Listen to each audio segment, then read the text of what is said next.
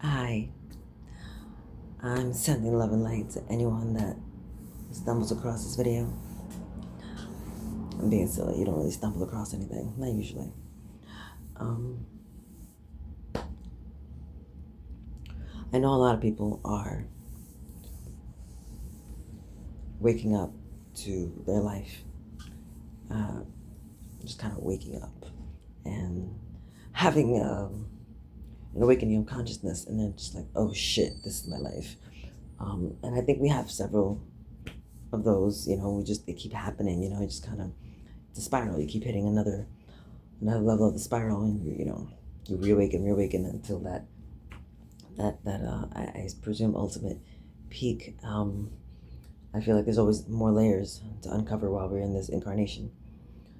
And so, anyway, I'm digressing. The point is, I know a lot of people are waking up to their lives, and I know how hard it is. And I feel sympathy for. I say this right now. This comes and goes. But I feel sympathy for those who oppose the light. I feel sympathy for those so mired in pain and darkness and doubt, lacking any form of self-love or self-belief or belief really even in God, that they, you know, what comes to mind is, and if you hear this, this is there, but for the grace of God, go I. I see sometimes these people who have tried so hard to break and destroy me in ways that are truly unimaginable, or at least they were. And everything is made flesh. And I can't help but still retain that aspect of recognizing a spark of divinity in that person. And sometimes these beings are swallowed up whole by the entities that they end up hosting. They lose themselves or they sell themselves. Which really hurts. That hurts me. To think that he sold himself. He sold his soul. Because I loved his soul.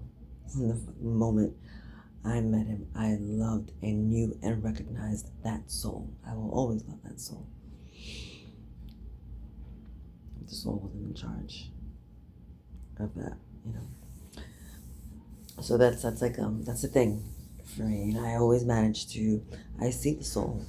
I don't fall in love with someone outside. Your physical, your prowess, be it sexual, physical, financial well-being. I give no fucks.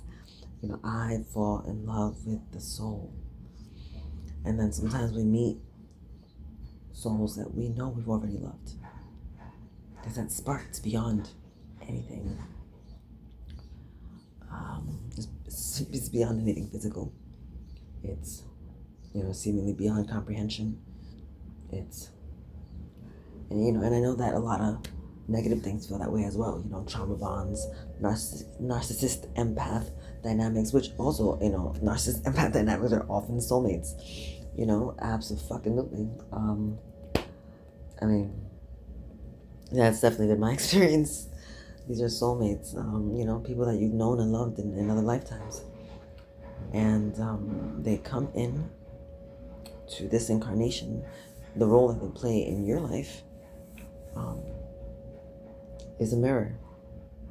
They are here to mirror your wounds, your unhealed shit, your triggers, your self-lies, your self-betrayal. They are here to trigger every single one of those fucking things about yourself that you don't like. Not to hurt you, but to wake you. Now, in their conscious mind, do they have that mindset? No, they don't. But there's a greater plan in place. There's a greater plan in place, and it's important to take a look at a situation not from the physical perspective, from where you are, like, this person said this to me, oh my god. No, really zoom out and just see yourself as if you're watching, you're watching all this unfold. Like, you're chilling in the clouds, for lack of a better term. That's not really how I perceive things, but let's just say you're chilling in the clouds, or you're, like the Egyptian gods. Sorry, the Egyptian gods. I need to. that's But I was gonna say actually the Greek gods on Mount Olympus, looking down at the humans, watching their madness. Right? They have a different perspective, and the perspective is always that this is happening for a greater reason. What is the greater reason for what is happening? What is this supposed to teach me? What am I supposed to learn? If you just ask yourself the right questions, oftentimes, I think the answer will arise. Or if you just give yourself the space to wonder, like, things are never happening to you, even if it seems like they are. Even when they are happening to you, they're really still happening for you, because everything is a lesson and a blessing at once. You have to find the lesson and the blessing. And it's simple. It's really, really simple. I swear I've been doing it my entire life. You just find the silver lining. Right? Every situation has a silver lining. What is the silver lining in the situation? If you can find that, you're pretty much there. Because it's taking a situation that can be seen in a variety of detrimental ways and really finding that there's a greater purpose to it. It's not to make you feel bad. We didn't come here, we're not like fucking, and I love all animals, but like, we're not fucking monkeys. Like, we didn't come here just to like throw shit at each other just for shits and giggles. Like, we're here for the greater purpose. We're having these connections with other beings. We're impacting consciousness. We're impacting things that are way outside what we perceive to be reality. And there's a reason for it. You incarnated here for a reason. If you're watching this video, if you're listening to my frequency right now, then you're here for a reason. And so everything happens for a reason. So, and one of my favorite quotes, I can't remember whose quote it is, but someone once gave me a box of darkness. It took me years to realize that this too was a gift. And I learned that with someone I was with for a long time. That first person I actually ever loved. Another person who I will again, being I loved before. I'm so incredibly thankful for my time with him. And that's not to say that it was like a, picket white fence ideal type of situation, but it doesn't really matter, because what good would it have been if it was? We were both flawed. We were both damaged and ignorant and definitely not awake and trauma bonded and who knows what the fuck else, but we loved each other. And yeah, I don't know, I mean, like, again, it was another narcissist empath dynamic, but I have this habit where I kind of see past a lot of those things. I understand why people are the way they are, the psychological, the spiritual, the traumatic, I see how things play in, and I understand what causes people to be the way they are oftentimes. And as people who, are, generally, I'm going to say, like, as an empath, you hit a point in life, I'm just recently learning, where you just wake the fuck up and everything changes. And, that's just, and I use empath lightly as a term, it's not something I'm not big on labels. We're so multidimensional. I don't want to, but just, that characteristic, like I said, that dynamic of narcissist and empath is very, very real. And it's very, very, present in these realities. And I'm not like in my fucking timeline, most definitely, and it's very reflective, and it's fucking intense, and it's all these things, but I always manage, 3 times so far 24 years, I always manage to find these gifts in these situations that have horrific circumstances around them, oftentimes things that are increasingly worse, and there are moments of love that changed me. There are moments of humility. There were, like, with my first love, right? I was like 9 years younger than he was. I'd never been loved by anyone, and I had a 2-month-old child. I had already separated from the biological father because he wasn't about his shit, and I was only 17. He was older, so he should have been. So I was just really, I don't know why I'm sharing this part, but I'm gonna just let it play out. The point is, with him, I loved as best I could. I loved the way a 16, 17-year-old girl who's never had love before loves, unabashedly. Just fucking deep dive, like I'm diving into the deep end. I'm that one. There's tattoos and there's roses and there's love letters and there's, it was just immense, and the level of loyalty was beyond. Anyone who I've ever loved knows that when I love you, I'm gonna let you know I'm always gonna love you. This is not gonna change. We can separate our lives, but I'm always going to love you. It's essentially, I let people know this is a soul contract you're making with me right here. When you tell me you love me and I love you, this is not going to end. You understand that? Hint, hint, you know what I mean?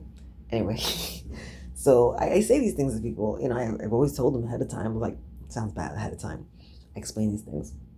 And then, things go awry and people, they don't agree to be in each other's lives anymore. Once a romantic relationship is over. And that's always been very, like, the final, like, pain at the end of these relationships. Like, wow, not that. Because we love someone, you love them. The love does not stop.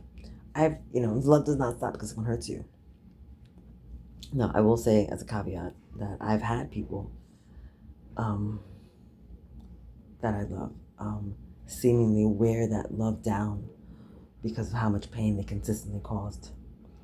But what I find is that while I may have fallen out of love with that person, I may have chosen to no longer be in that situation, no longer willing to, or any of that, that spark of their soul, that spark of divinity that I love, that is unchanging. It's like a flame. It's like one of these candle flames, like in my heart for these people that I loved, and it'll always remain. So I bring this all the way back around to say that with I don't know, I loved him. It was a learning lesson, and at some point I realized that I was evolving a certain way at a certain rate, and I couldn't take him with me. I certainly tried. Listen, let's meditate. Listen, I'm talking to him about, NLP and, just psychological things and, clearing your traumas and healing your triggers. And I'm like, trying to shove it in him as much as I could, a little bit of time, whatever I get him to take. And he just, he'd take reluctantly, very reluctantly, a little bit of time. This is a veteran, a police officer and a narcissist. I love him always, but just saying. So, taking, these, being taught something from, I guess, me was, maybe, a little bit difficult in the ego. I don't know. The point is, you can't force people to evolve along with you. You can't drag them. You can't wait for them. Because if you're meant to do something, you gotta go do it. I don't believe the concept of sin, but I do believe that our time here matters. The moments matter. Your breaths, each one, matters. Your energy, literally that spark of life that's in you right now, that matters. And so we have to choose to spend that wisely out of some form of reverence for the divine spark that is. For whatever you consider divine and holy and sacred, that is what is within you and every other being. That's what your moments are comprised of. That's what is animating this little avatar form that we're using. This is so massive. I feel like we're being observed so many different ways.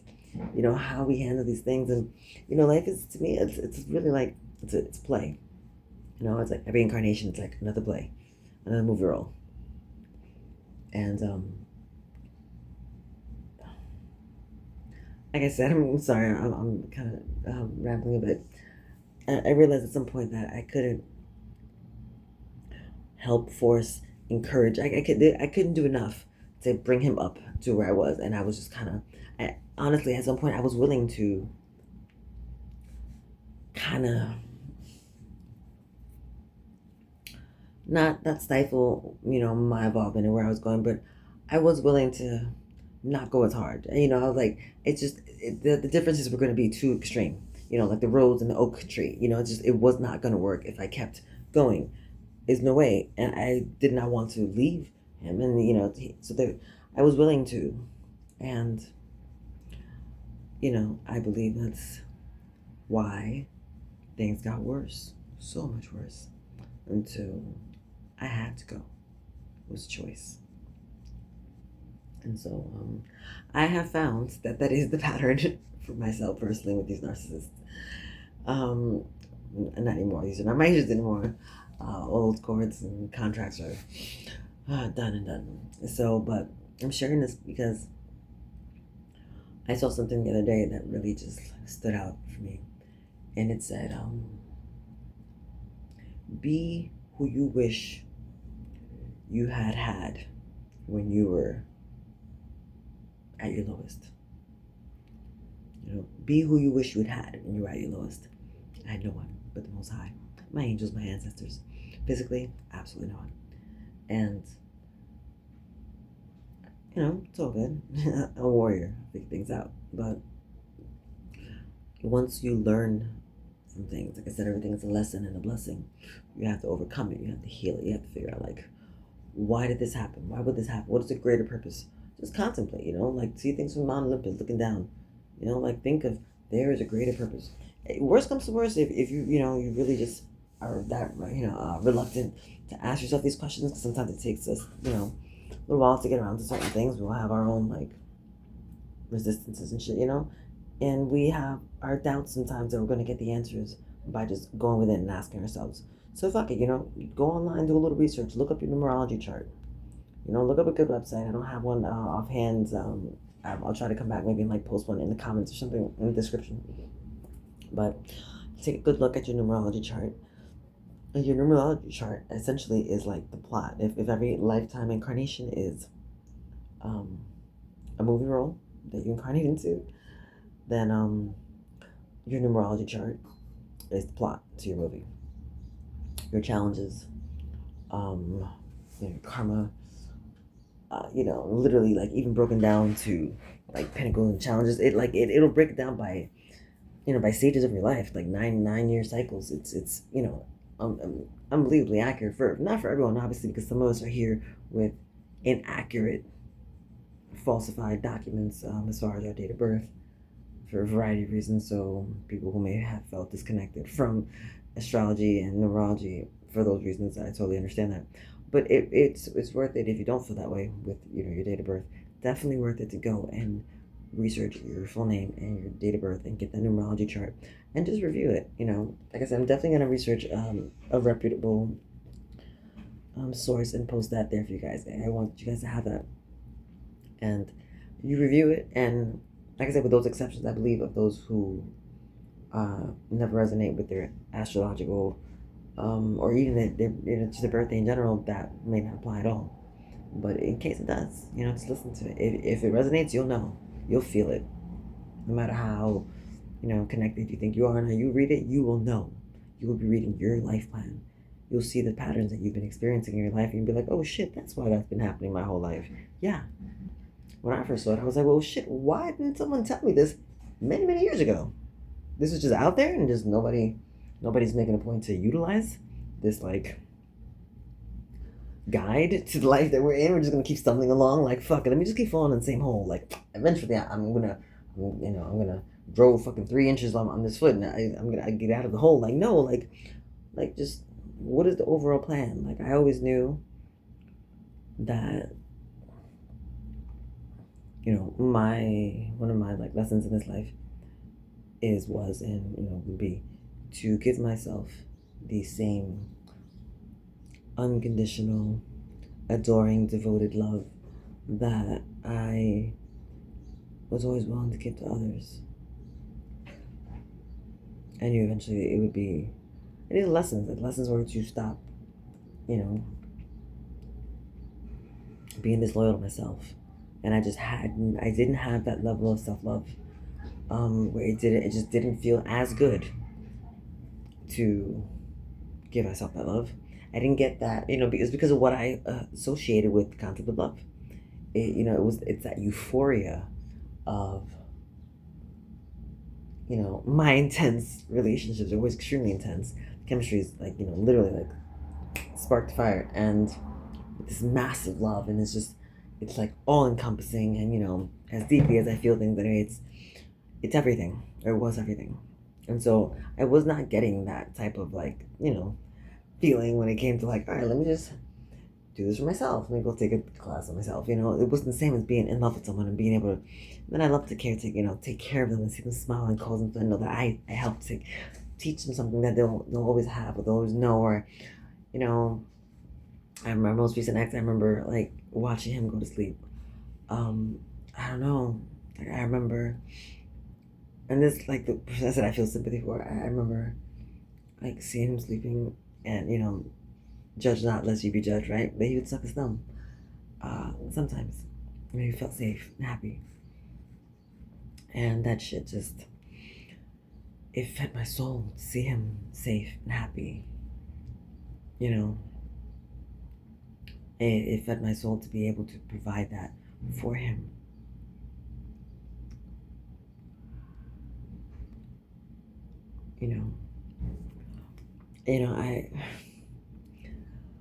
I'm not really gonna go into like this full detail of that situation. Not for some time, but I feel sympathy for this man. Even as I know the truly fucking horrific, unspeakable, really, from a human perspective, fucking unforgivable type of shit that he's fucking done. Right?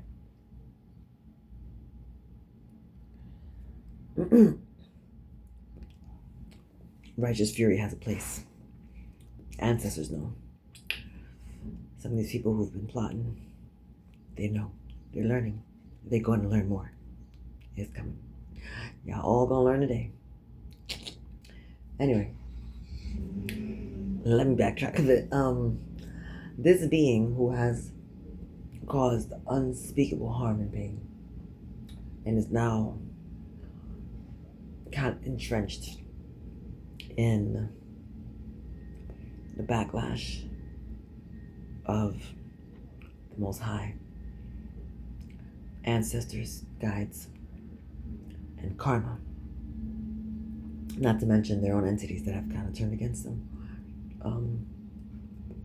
In addition to the physical realm, it's also turning against them. They're just kind of fucked in every which way. I remember looking at his numerology. I waited so long to look at it. I literally spent like 2 years in a relationship with this man, and I refused to look at his numerology, which for me is fucking saying something. Like, I couldn't even rationalize it. And maybe it was the fucking, all the witchcraft being thrown at me. I don't know. Like, it had to be, because I checked everybody's fucking numerology. There's no one that I met and chose to spend time with, and I didn't ask, hey, when's your birthday? And I'm gonna look that person up. I'm gonna research.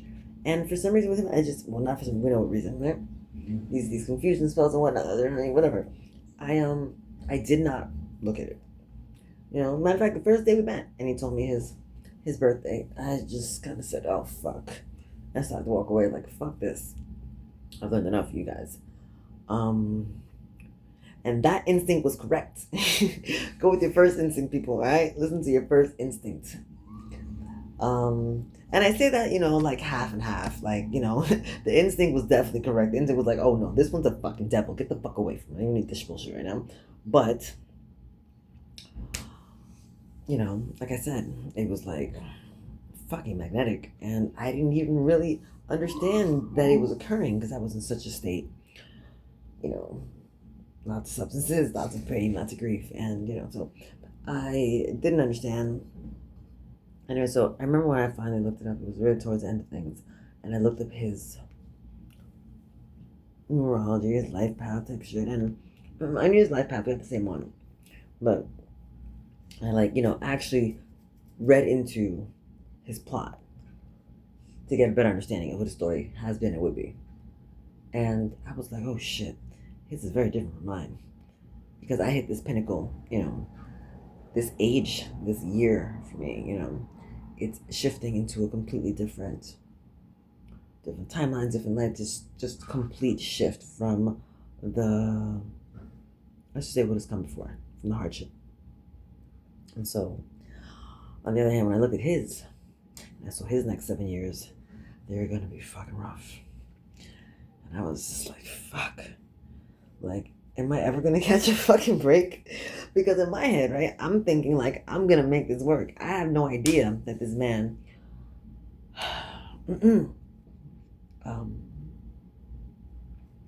was who he actually was, in my mind, I was gonna try to make it work, in any way, shape, or form, unless there was like, shit that's out of line. So much out of line, I had no idea. So at this point in time, I'm looking at his fucking karma for the coming up for 7 years and thinking, fuck, how am I gonna deal with this shit? On top of what he's already got going on top of me worrying about like his kids and what the fuck they have going on. Like, I'm just trying to fix my shit. Like, I'm never gonna get my head like above water. That's kind of how I felt with it. Like, I could never get my head above water. Just bombarded with more shit. And lo and behold, the Most High said, not this one. She has work to do. You had your chance, bro. You fucked up. You fucked up. Oh, you fucked up. And so, this has been a kind of a ramble. And if anyone's still following along with this, I hope you're resonating somehow. I have no idea. This was not really, planned, channeled. It wasn't like pre-written. I just felt the need to share some of my story, and put some love out there. Just a little healing vibration for anyone that needs it, and we all do. So I was saying, I feel this sympathy for this being. It really fucking hurts me. His eyes.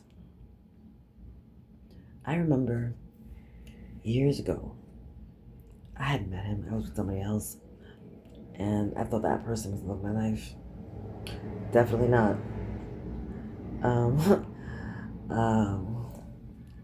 Sorry. But at that point I thought he was, me and Maya were like, I'm gonna make this work situation. So as I'm meditating, it was like a particular meditation to see your soulmate, like to see the eyes of your soulmate. You're supposed to see the eyes during meditation. This was many years ago, right?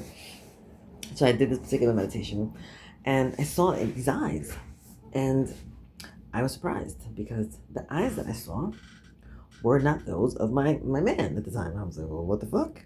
Those aren't his eyes. His eyes were green, except when, entities kicked in and their shit would turn black. By the way, I just want to put this out there. Information is power. Sometimes divine, chosen beings, however you want to identify yourself, right? Those of us who come here with a purpose to serve the divine some way, somehow. We are pursued by maybe like an entity that kind of, it seems like it jumps from person to person.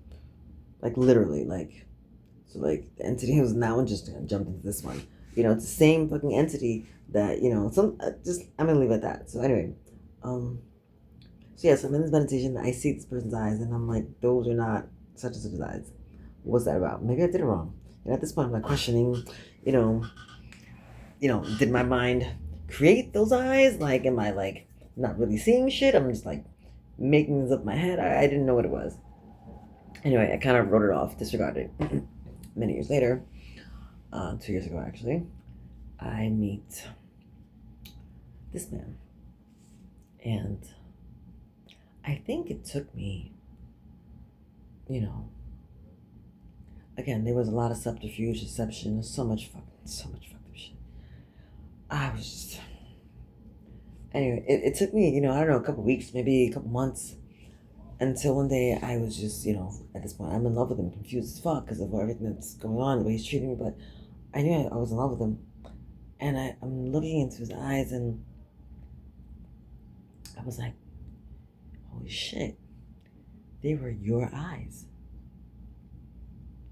They were his eyes that I'd seen in that meditation years ago. They were his. I recognized them. And I'm like, my body's like just rippling with chills, and I'm just like, oh my God, it is you. Like, just everything's coming back to back, and I'm just sitting there just overwhelmed. And, I always fall in love with the eyes of whoever I fall in love with. That's the thing.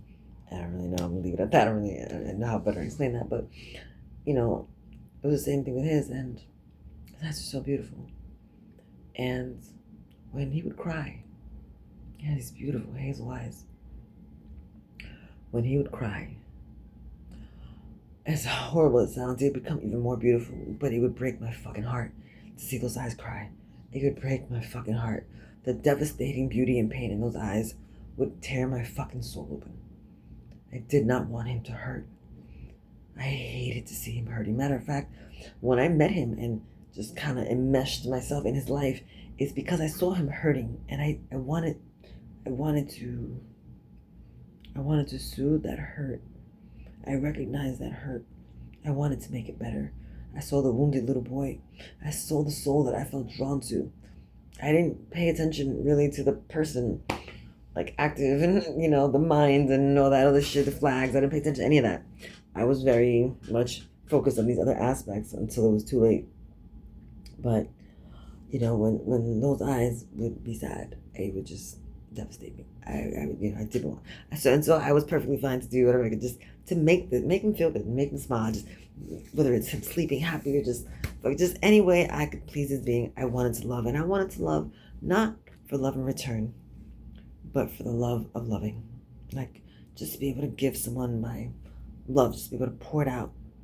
And the thing is, loving like a person, a human, being is different than loving like an animal. And when I met him, I was grieving the loss of my familiar, who I loved that way. And I took that same methodology, approach, and took that love and that grief, and I poured into this other being with that same devotion, which is very foolish. And yet, I feel like we were brought into each other's lives for these reasons. I know that he had never before experienced unconditional love. I don't think he'd ever been loved before at all.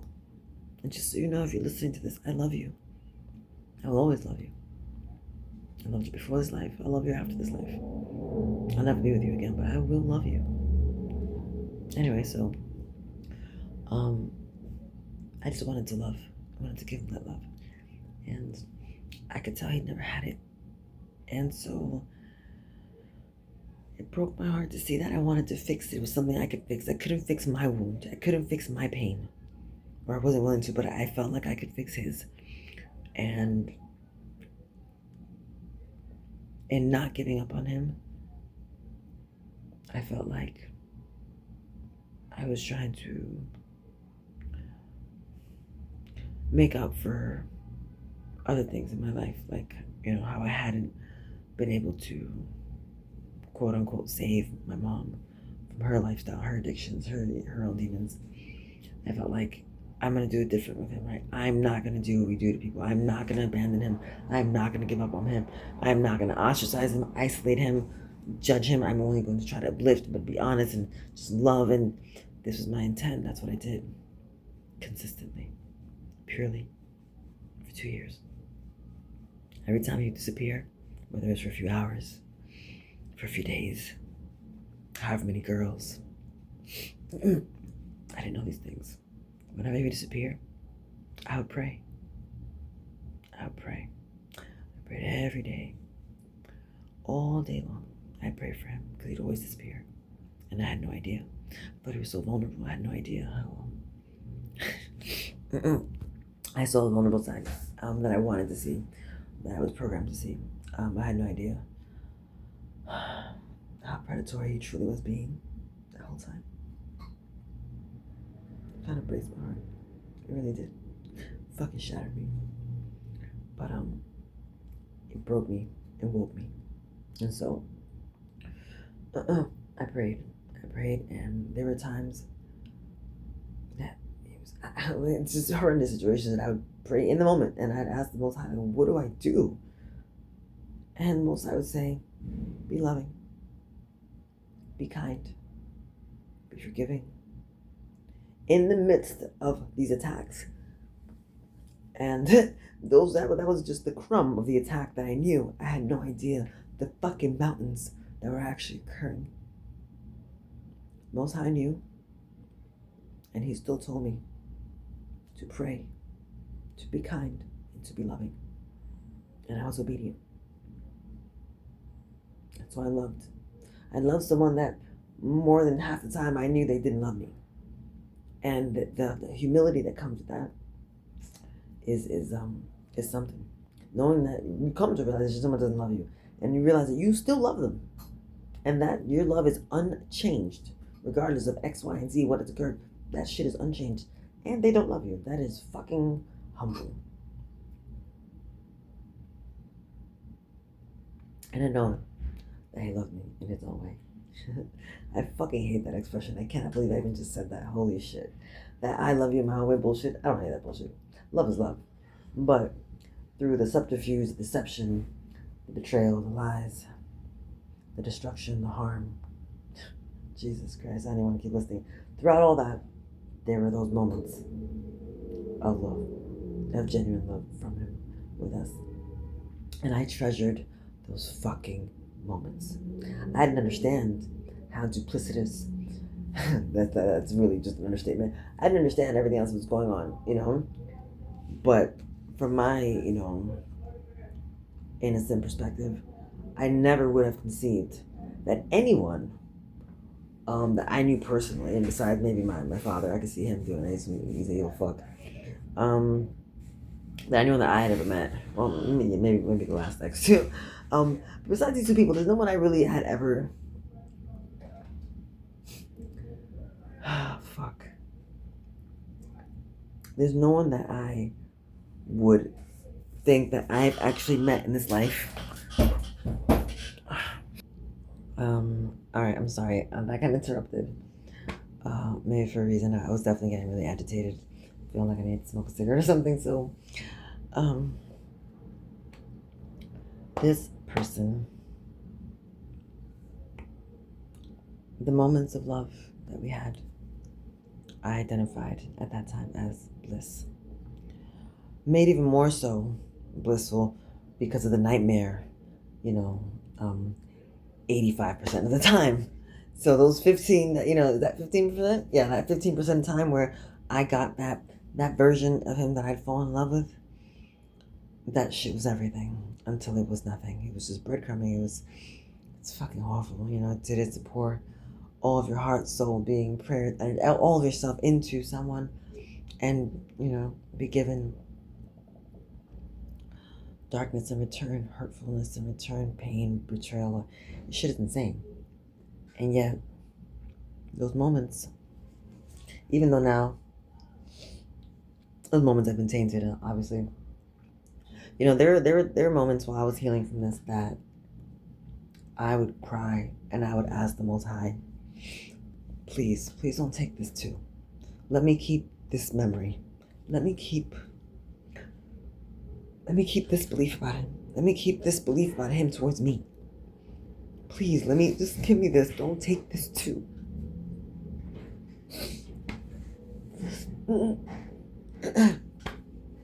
And the Most High wouldn't let me keep it. I wouldn't get a response when I would say that. There were times I would just cry and beg, and that's a rarity for me. Most definitely a rarity in this life. But the pain of this being in my life was more than I could tolerate without breaking. And I broke, but it woke me up. And that's what was necessary. So he played a role. He played a very necessary role. Played my role. My role was to be who I was in his life. To be who God instructed me to be who I actually was to the best of my ability before really waking up. To give unconditional fucking love to the best of my ability. That's the fucking, Jala loves. And I loved. That's the fuck I did. And I'd lay down, and even now I could lay down with a clear conscience. I could look him straight in the eyes. I had nothing to hide. It's just pure love.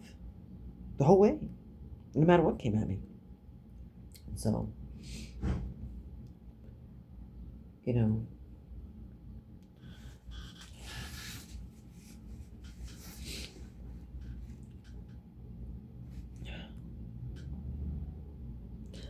I had to come to realization I didn't want to. I had to release moments, beliefs, shit that I wanted to hold on to because it hurt so fucking bad to let go of that piece too. Like shit, that was fake too. That too. That was really real. And my intuition was so on point. There were moments in the relationship that I'd say something like, when someone just paid you to pretend to be in love with me,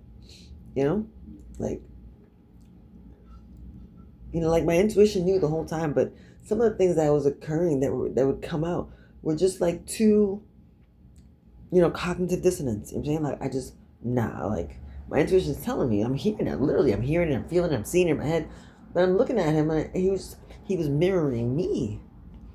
He was mirroring my innocence, using my essence to mirror me.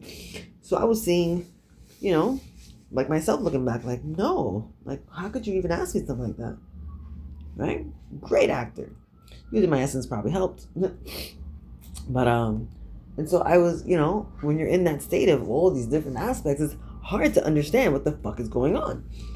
So I just chose to go with what felt better, I guess, which was like, nah, there's no way. Like, whatever the fuck bullshit is, it's not that. And it was always that and so much worse. And so I realized when I was asking Most High to please let me hold on to these little bits, this memory, that moment, that day, that thing that he said, that intention that he that fucking promise. Let me hold on to the fact that he wouldn't do that with that person there, and just all these things that I wanted to hold on to so badly. Just a couple. They all had to go. They all had to be unveiled. And that's what breaks you. That's what broke me. The true unveiling, something like that, is but I understand now why the divine did not allow me to hold on to those things, because they were falsehoods. They were fake. Just like Matrix shit, it's like things, you're evolving in, like, I don't like the term ascending, you're evolving in, like, awakening to, who you actually are, and awakening, out of this personality, humanity that you've established, like, taken as your own. But holding on to these aspects, these moments, these things, these beliefs that are literally weighed down with lies and hatred and jealousy and just all these fucking things, they're not fucking real. It's an illusion. It's an illusion. It has to go like every other thing else. So when you're waking up, you see shit for what it is. So it's like you don't get to pick and choose no matter how bad you want to. Let me just hold on to this, please. It just hurts too fucking much. No, it doesn't work that way. Not if you're trying to complete the process. You just get stuck in the middle somehow because you can't, you can't really go back to where you were. You've seen too much. But you can't go to the next level because you won't let this shit go. Because you're holding on to it so fucking bad. Because it hurts so fucking bad to let it go. To see things for what they were. But the medicine is in the pain. So, You have to, like, the pain. If you stop and sit with yourself, right? If you don't know nothing else about how to get to where you want to be, stop and sit with yourself, right? Follow your pain. Your pain will lead you to what you need to heal always. And what you heal will set you free. But first it'll piss you off and fucking maybe destroy your fucking heart. But things like that heal. If you're here to go through certain things, I can only presume I can only presume that the Most High felt that you were able to handle those things and that it was meant for you to experience them for some reason. And as I said, want to find the greater purpose of things. So his greater purpose at the end of the day, the greatest purpose, I guess, obviously was to help me wake up in this way. Because honestly, maybe that's the only way it would ever have happened, because nothing else seemed to. And so now that I believe people like him are waking up to their life, humanity, choices, what they've actually sacrificed, what they've actually done. They've actually lost, sold, just what you've actually fucking done. And the ramifications of that and how they will ripple throughout your fucking lifeline. Now,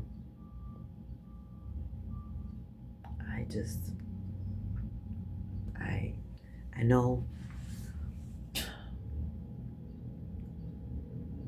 I can never picture someone I love suffering and feel joy in that. That's not something that not someone I love, absolutely not. What the fuck? I'm never gonna be able to picture them. I'm not really one to see someone suffering and enjoy that. I can't. Now, there are other emotions that come into play, but definitely I can't picture that. It hurts me. And so I know that this person who I loved so deeply, who maybe realized too late that I was actually who I was, and that he actually did love me, and that it could have been something very, very, very different. The pain and regret and consequences in life that's coming for him, that he's in now, I have sympathy for him. Of course I do, because at the end of the day,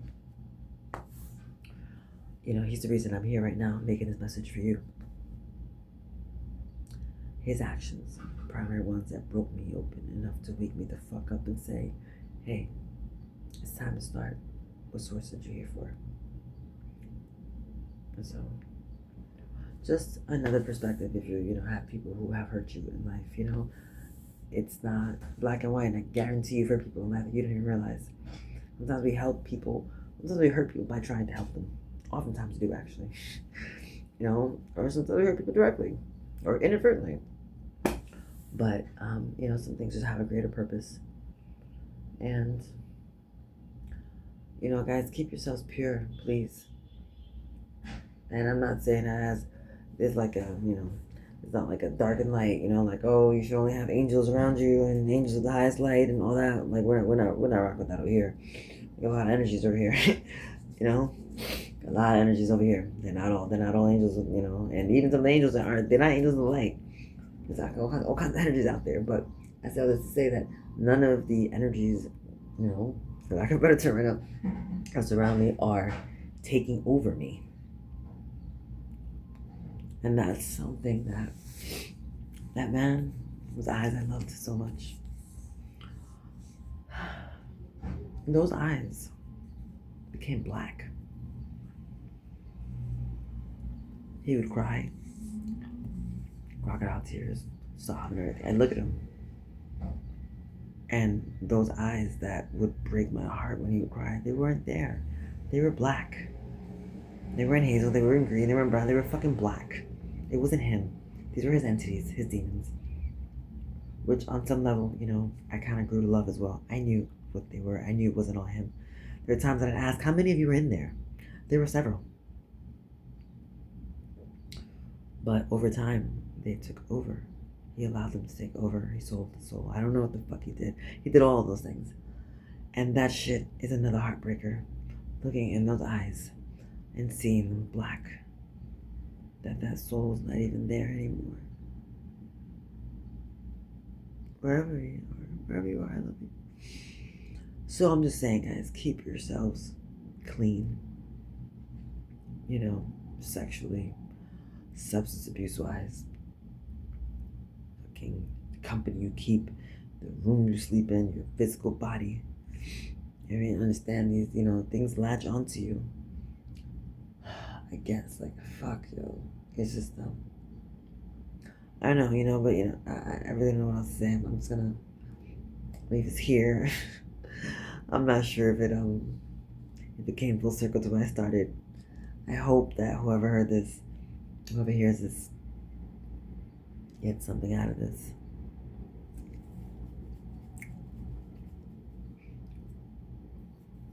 I send love and light to all who listen.